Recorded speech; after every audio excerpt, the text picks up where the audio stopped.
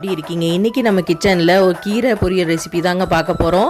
கீரை எவ்வளோதான் உடம்புக்கு நல்லதாக இருந்தாலுமே நம்ம ரொம்ப நல்ல டேஸ்ட்டாக செஞ்சு கொடுத்தாதாங்க இவங்களாம் சாப்பிட்றாங்க. அதுக்காக டிஃப்ரெண்ட்டாக செய்ய வேண்டியதாக இருக்குது. இன்றைக்கி தண்டங்கீரை எடுத்துருக்கோங்க. இதை எடுத்து நல்லா க்ளீன் பண்ணி எடுத்துக்கலாம். தண்டு பகுதியில் நம்ம பொரியல் கூட்டும் கூட செய்யலாம். அது இன்னொரு வீடியோவில் காமிக்கிறேன். இப்போ நல்லா க்ளீன் பண்ணி எடுத்துட்டு நல்லா தண்ணியில் 2-3 டைம் நல்லா வாஷ் பண்ணி எடுங்க. நிறைய மண் இருக்கும் கீரையில் மட்டும் பார்த்தீங்கன்னா. இப்போ இந்த மாதிரி நல்லா வாஷ் பண்ணி எடுத்துக்கோங்க. எடுத்துட்டு சின்ன சின்ன பீசஸாக கட் பண்ணி எடுத்துக்கோங்க. சில பேர் கட் பண்ணதுக்கப்புறம் வாஷ் பண்ண மாட்டாங்க. ஆனால் நான் கட் பண்ணதுக்கப்புறமும் 2-3 டைம் வாஷ் பண்ணிவிட்டு தாங்க போடுவேன். ஏன்னா மண் இருந்ததுன்னா நம்மளால் சாப்பிட முடியாது இல்லைங்களா, அதனால்.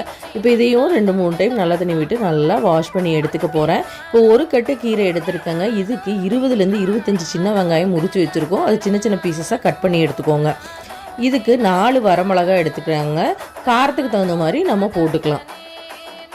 இப்போது ஒரு கப் அளவு நான் நிலக்கடலை எடுத்து வச்சுருக்கேன். வறுத்த நிலக்கடலையாக இருந்தாலும் ஓகே, பச்சை நிலக்கடலையாக இருந்தாலும் ஓகே. நான் வறுத்த நிலக்கடலைனால நல்லா தோல் உரித்து எடுத்து வச்சுருக்கேங்க.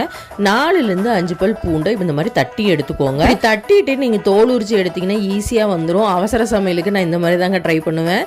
இப்போ இந்த மாதிரி நல்லா தோல் உரித்து 4-5 பல் பூண்டு இருந்தால் போதும், எடுத்து வச்சிடலாங்க.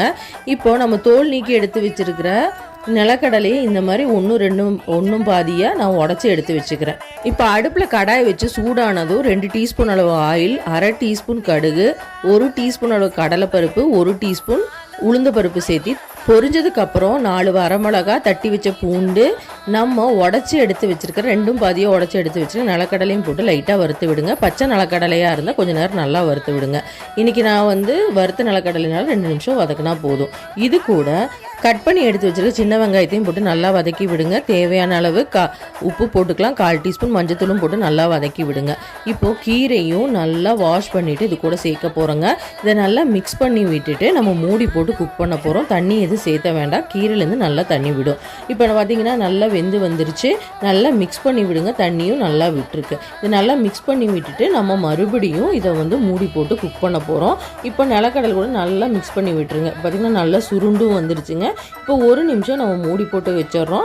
இந்த சமயத்தில் நம்ம 1/4 மூடி தேங்காயை துருவி எடுத்துக்க போகிறோம். இப்போ தேங்காய் துருவலையும் சேர்த்து நல்லா மிக்ஸ் பண்ணி விட்டுட்டு நம்ம இப்போ அடுப்பை ஆஃப் பண்ணிடலாங்க. இது மூடி போட்டு 1 நிமிஷம் விட்டுருங்க. இப்போ சூப்பரான கீரை பொரியல் ரெடி. கீரை பொரியல் இந்த மாதிரி செஞ்சு கொடுத்தீங்கன்னா குழந்தைங்கள்லேருந்து பெரியவங்க வரைக்கும் எல்லாரும் விரும்பி சாப்பிடுவாங்க. நீங்களும் ட்ரை பண்ணி பார்த்துட்டு உங்களுக்கு பிடிச்சிருந்தா லைக் பண்ணுங்கள், ஷேர் பண்ணுங்கள், சப்ஸ்கிரைப் பண்ணுங்கள். தேங்க்ஸ் ஃபார் வாட்சிங்.